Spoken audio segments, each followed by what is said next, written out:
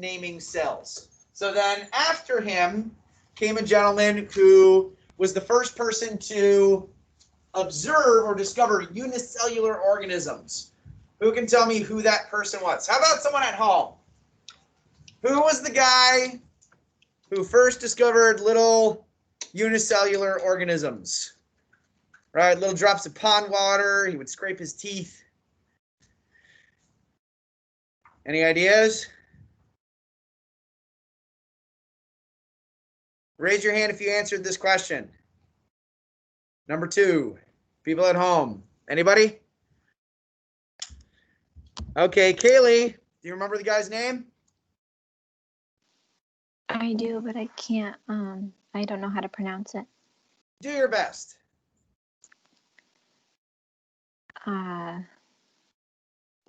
Leeuwenhoek or whatever. Yes. So everybody repeat after me.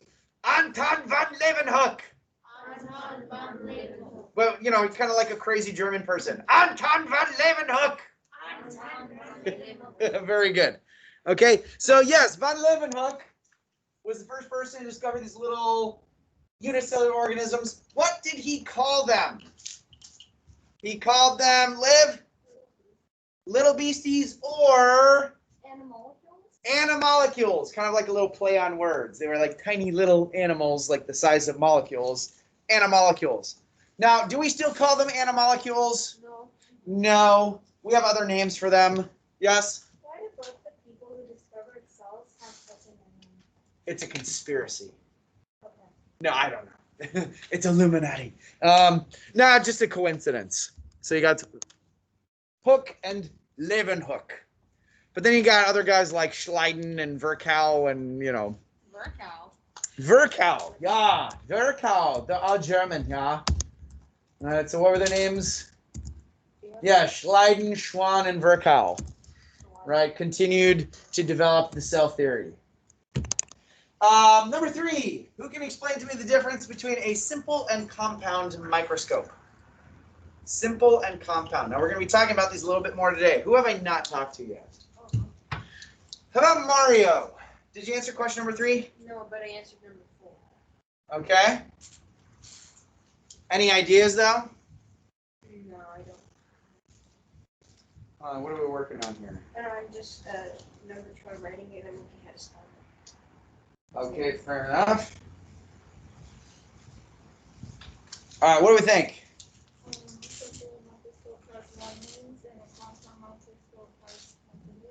Okay, did everybody hear that? Okay, let me put it this way. So, a simple microscope has how many lenses? Anybody? 1. 1. All right, that would be like our magnifying glass. That is a simple microscope.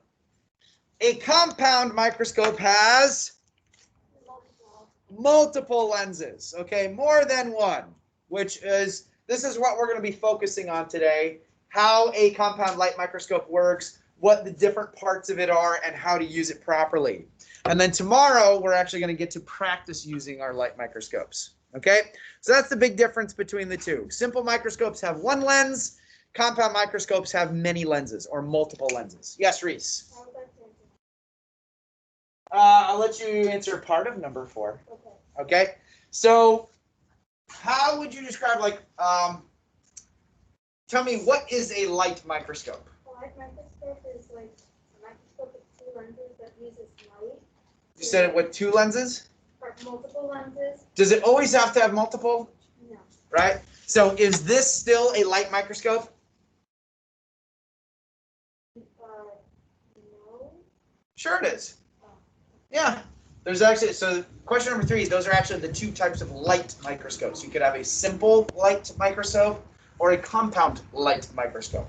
Okay? But yeah, go on. That has either a single lens or multiple lenses that uses light to see through transparent objects. Okay. Something to add? They have a convex lens and turn the light in on itself to focus on one point. Yes, that is all. Everything you guys said was correct. Okay, so essentially, light microscope use lenses to focus visible light. Okay, so they use actual visible light and they focus that with lenses. So how is a electron microscope different? What do you think, Mario? I said electron microscopes are far more powerful, therefore they are used to see extremely close up and high detail. Okay, so that answers this part of the question. Which is more powerful? Yes, electron microscopes are way more powerful. But why is that? How is an electron microscope different in what it does? Doesn't it use like a lot of electricity to like focus on things? Yeah, but that's not really what I'm getting at. Take like one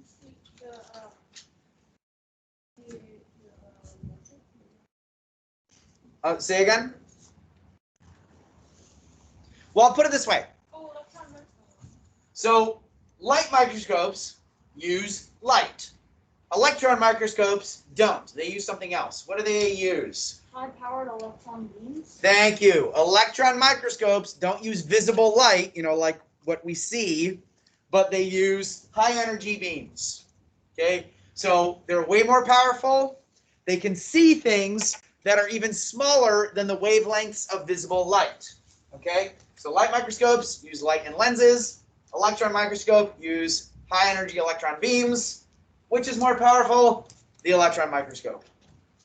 Is there any electron microscopes that are really that, like they're small, they're not like humongous? No. All electron microscopes, now there are different variations of it. There are scanning, tunneling electron microscopes, but they're all enormous machines, that would be larger than my desk over there. Okay? And they're all fairly expensive, right? We're talking like the millions of dollars. It would be nice if I could have, like a little pocket-sized edition electron microscope. Maybe someday in the future, we'll have miniaturized that technology, and then everybody could do it. Okay. Yeah, probably a few $1 million, right? It'll come down in price. Okay, so that covers our bell work for now. I just want to make sure we're all on the same page as far as notes are concerned. Let's see. So where we talked about, right? We talked about light microscopes. Okay, we did this, yes? Yeah. Okay, do we write the whole thing down? Yeah. Some say yes, some say no. If the answer is no, No. then I want to make sure that we all get this in our notes. Yes. I have a question. Sure. So they have to be covered in metallic dust? Yes. What does that do? The metallic dust is going to allow the electrons to bounce off and return to a filtering device that then interprets those images. Okay? So basically you have a very large cathode ray gun that is firing this electron beam at your object, and then the electrons are bouncing off the metallic dust. Okay? So that's one of the reasons why you don't, the light is not passing through your specimen, kind of like it would with your light microscope, right? Light has to pass up through your specimen to get to the lens. In this case, the electrons are bouncing off the metallic dust and sending an image back to a computer. And then the computer arranges the image.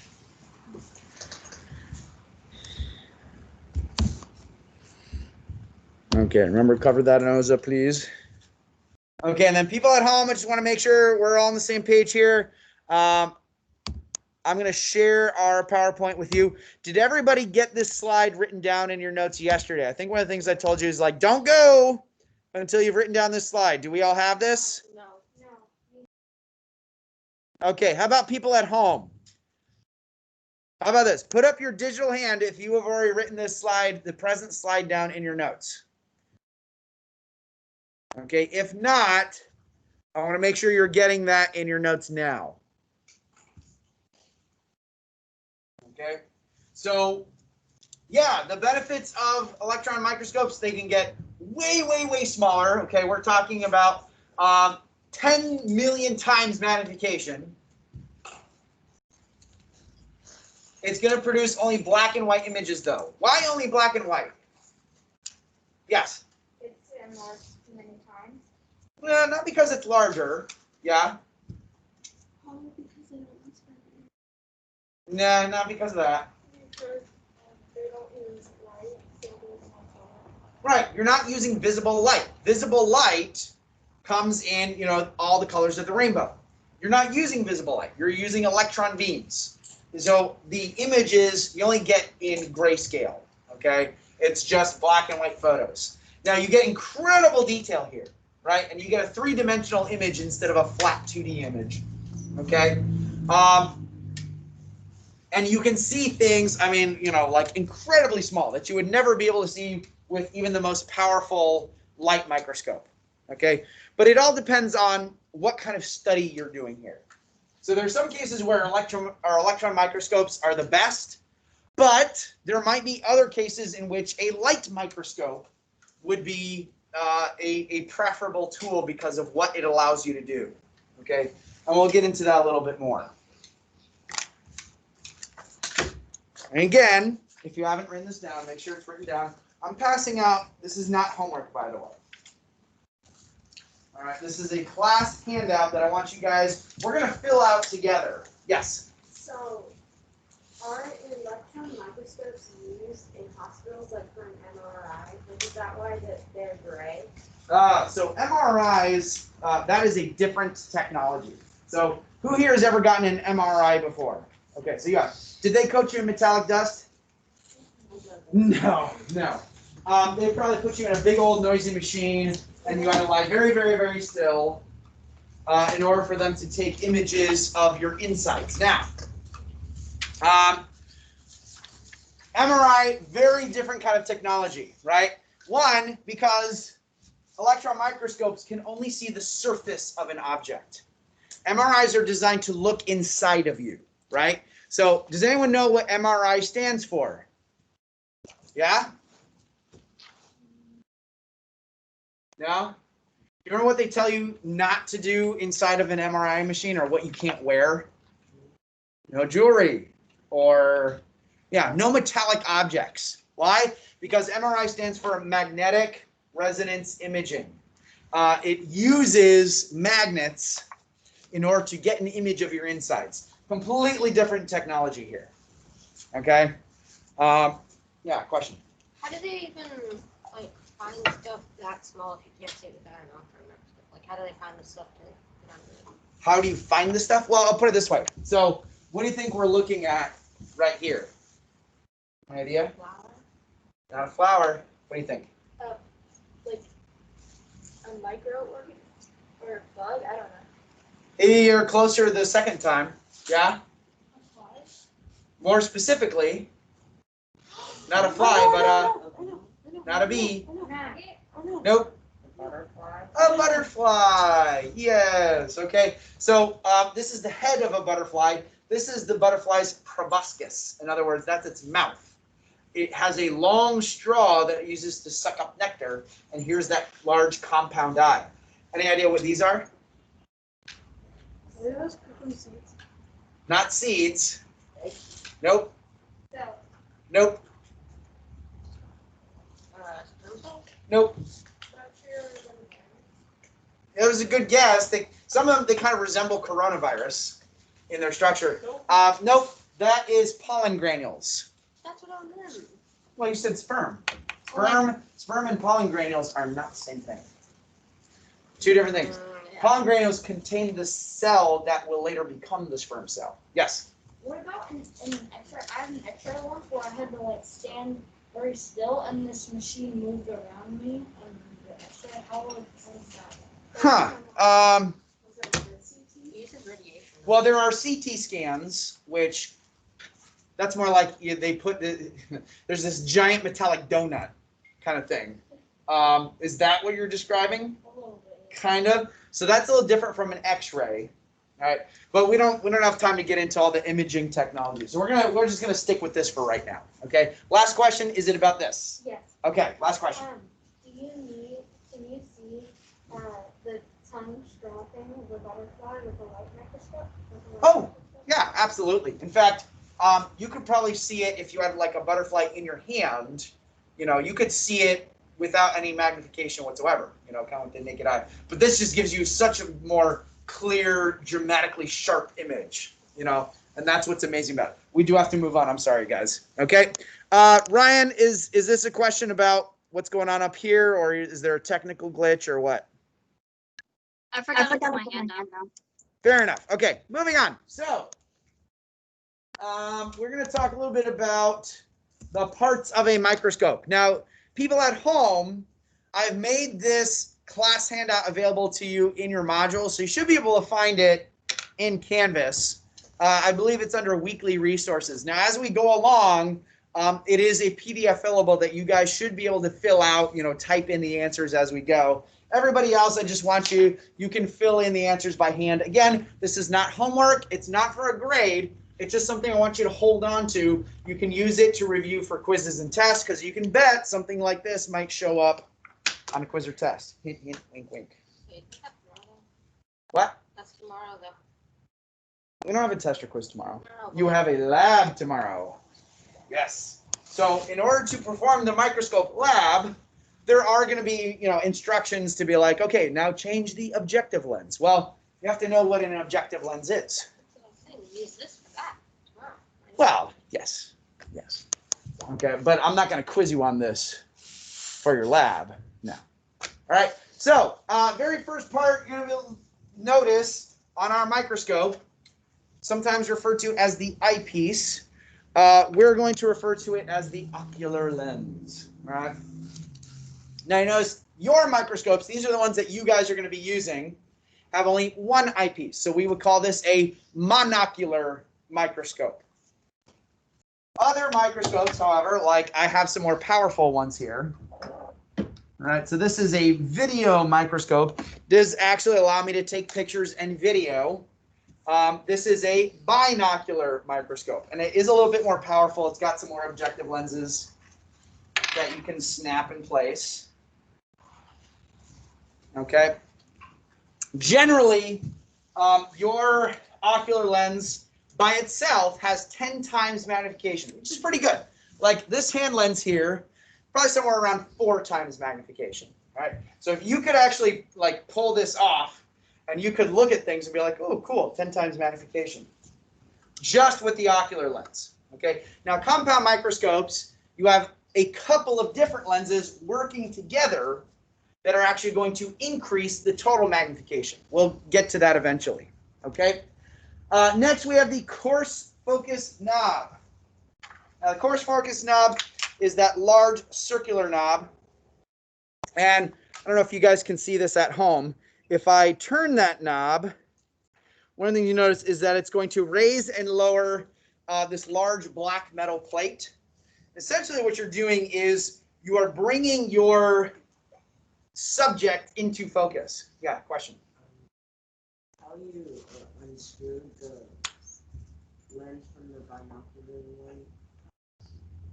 Oh, I didn't unscrew it. I just pulled it out. Now yours, I don't think it comes off as easily. You can unscrew it, but we're not going to do that. You're just going to keep it where it is. Now mine, it's made that way so you can easily switch out the lens, because it came with other lenses that are a little bit more powerful than that one. Are you able to do the same thing you could do with the magnifying glass, where you could light something in the sun? You could. Yeah, you absolutely could. Because like this lens, this hand lens, it does the same thing. It magnifies and focuses light. So if you were to find the focal point of this lens, yeah, you could definitely light something on fire. You could do that with just regular prescription glasses if you wanted to. If you Right. wanted. In any case, we do have to move on. Okay, so the coarse focus knob, basically that's just when you go to look at your subject, right? You plug in your microscope, you turn on the light, and you might look and be like, I don't see anything. What you have to do is turn the coarse focus knob, bring up the stage to bring your subject into focus. All right. But you probably notice that once it's there, maybe it looks a little fuzzy still. All right. And you want to make a small, minute change to the focus to make it as clear and crisp as possible. Well, then you would use the fine focus knob. Okay. So the fine focus, you can see, is this little smaller guy. So coarse focus, fine focus, and that just allows you to make small, tiny adjustments to the focus to make your picture as nice and clear and crisp as possible. Okay, moving on. Now I'll tell you this, the focus knobs don't increase the magnification, okay? It's all about resolution. Everybody say resolution. Resolution. So resolution is just how clear the image looks, all right? It does not zoom in, it just brings your object into focus. If you wanted to increase the magnification and zoom in, you would then have to change number 4, the objective lenses. Yes? Are you able to pull out the objective lenses? They do unscrew, but I'm not going to do that, and you don't have to do that. But they do come out in case they need to be cleaned, okay? Now, for the objective lenses, you guys have 3 of them, all right? There's a 4 times, a 10 times, and a 40 times objective lens. Now, during the lab, it's going to ask you to switch between the lenses to increase the magnification and get a larger picture of your object, okay? But here's rule number 1 for microscope use. Anytime you switch objective lenses, you always have to lower the stage, okay? So if the stage is all the way up and it asks you to switch objective lenses, what could be the problem here? What do you think the issue might be? Yeah. You might scratch the lens. Yes. Okay. So you know some of these lenses are longer than others, right? So the more powerful the lens, the longer it's going to be. And if the stage is all the way up and you put that large objective lens in place, yes, you could scratch the lens. You will have a glass slide and cover slide here. You could crack the slide and break the glass. You could ruin your specimen and you'd have to start all over, or you could end up ruining the lens. Okay, so the rule when changing objective lenses, you always do what? Lower the stage. Lower the stage. And I would do that by turning the coarse focus knob. So turn the coarse focus knob, bring the stage down, change objective lenses, and then you'd have to bring the stage back up again to bring your subject into focus, okay? But that is a very important rule. Don't forget about that, okay? Number 5, we already mentioned the large black plate is called the stage. Now on your stage, you'll notice it's got these little stage clips, right? They're like little spring-loaded dealies. You're not going to have to worry about those too much. In fact, I don't even like to use them when I'm doing a lab. They're intended to keep your slide in place, but most of the time you're going to be using your fingers to move the slide around on the stage. Now on this fancy microscope, there's actually little knobs that do that for you, that move your subject around, so you don't have to use your fingers for it. The microscopes you're going to be using don't have that feature. So in order to put your focus on an object and make it centered in your field of view, you're going to have to use your finger and kind of push the little glass slide around. So I don't even really worry about the stage clips that much. Number 6 is the diaphragm. No, I'm kidding. It's pronounced diaphragm. The G is silent. So kind of like you have a diaphragm, which is a muscle that allows you to breathe. This is not that kind of diaphragm. This kind of diaphragm, on yours, it's going to look like a little wheel. And hold that thought for just a moment. Okay? Now, you'll notice that as I click this wheel in place, there's like these little circles cut out of the plastic. And that's going to allow a different amount of light to filter up through the stage. Okay? And the reason why that's important is because there might be times when you're looking at a specimen and maybe there's just not enough light and you're like, all right, I want to let a little bit more light through, right? So you would go higher up in light intensity. Or you might decide, whoa, 5 is way too much light, so I'm going to turn that down. It's getting like washed out, okay? This just allows you to make those changes in how much light is coming up through.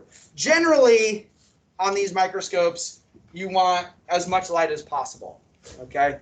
Especially when you're using the higher magnification. So we're just generally just going to keep that on a 5. And lastly, number 7, you want to take a guess what that is? That's the light source. Okay. Yes, what was your question? Is our diaphragm spelled the same? Yes, it is. Yeah, same spelling, different word. Diaphragm. Yeah, the G is silent.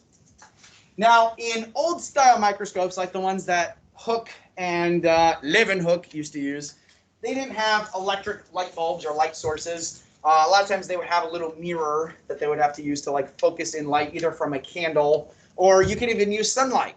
In fact, when I was in middle school, we didn't have fancy microscopes like these. We had little cheap microscopes with a little mirror, which, you know, did the job, but you had to make sure that you were like angling it just right to catch sunlight, you know, that was coming into the room. This way you don't have to worry about that. You just plug it in, turn on the light. One warning about this though, the light does heat up, okay? It gets hot after it's been left on for a while. So just remember, when you are not using your microscope or when you're done with it, just turn the light off, okay? And even when you are using it, just avoid trying to touch the light or brush up against it because it can burn. It does get fairly hot. When you are carrying your microscope around, okay, this is rule number 2. The proper way to pick up your microscope. Do not try to pick it up by the ocular lens. That's bad. Okay, that'll break it. Don't try to pick it up by the stage. Don't grab it by the ocular lens. You definitely do not grab it by the light source. All right, the best way to carry it around, you can either grab it by its base like this, kind of hold it like a little baby. I like to just grab it by the neck. All right, and then you can use the other hand, grab your cord so you're not tripping over it. All right, but that's what this part is called. This is the neck. Grab it by the neck, carry it around, moving carefully. Do not break my microscopes. We reuse these every year. And they are fairly good quality. I am pleased with the quality of our microscopes. They're not super expensive like this guy, but they get the job done. All right, so treat them with care, please. Any questions for me? How about you guys at home? Was everyone able to find this worksheet okay? Okay, you've been following along, filling it out? Yeah. This guy here? It was like $400, which is actually a pretty good deal, considering like some fancy video microscopes. I mean, you can spend thousands of dollars on a microscope. So this was actually a fairly good deal. It gets really good images. I'm fairly happy with this. This is the one I take pictures of that I posted, I think, for some of you guys, our distance learners. Yes? What are the less?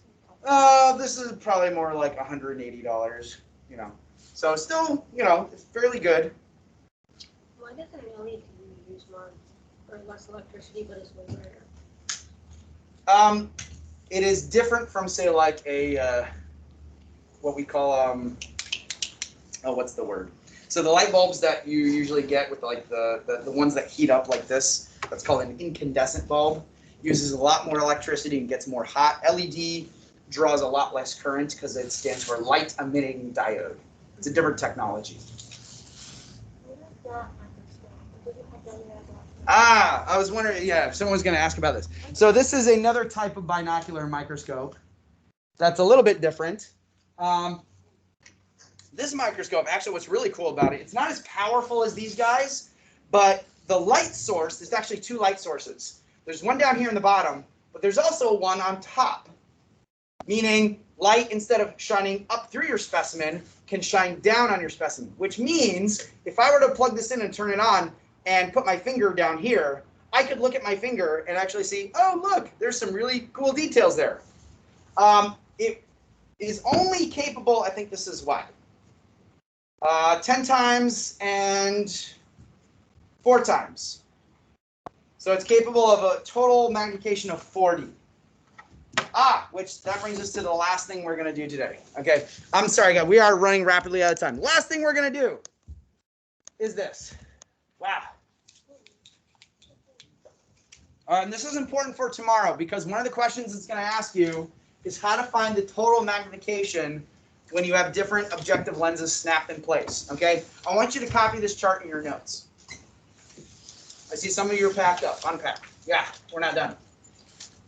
In order to find the total magnification for any 2 lenses, you would take the power of the objective lens and multiply that by the ocular lens.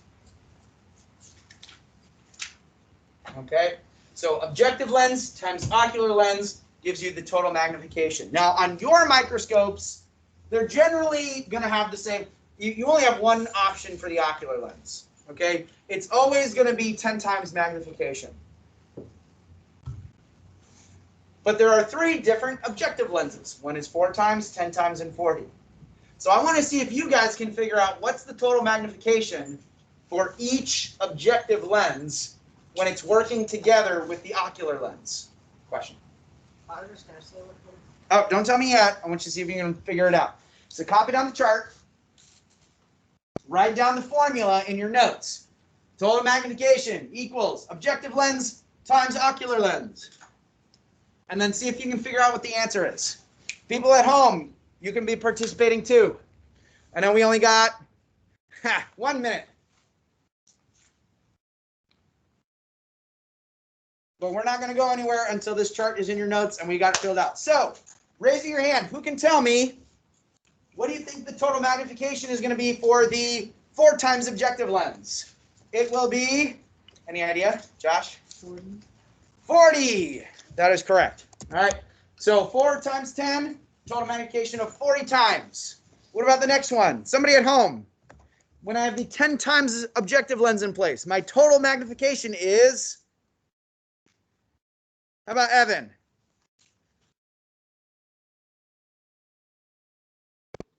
I don't know. No? Can you tell, do you know what 10 times 10 is?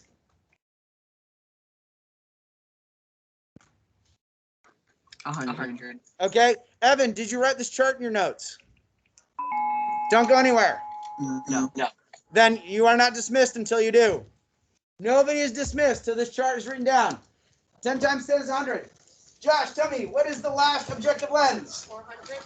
400 times. People at home, again, you are not dismissed till this chart is in your notes. If you have written it down, then you may pack up. People grab the sprayers. Remember, desks and chairs. People at home, there is homework tonight. Well, for everybody. You have some reading and a worksheet to do. Do not forget about it. Probably $5. Came as a pack of 20. Pack of 20 microscope? Well, simple microscope. Oh. Yeah, for young scientists, as the box says.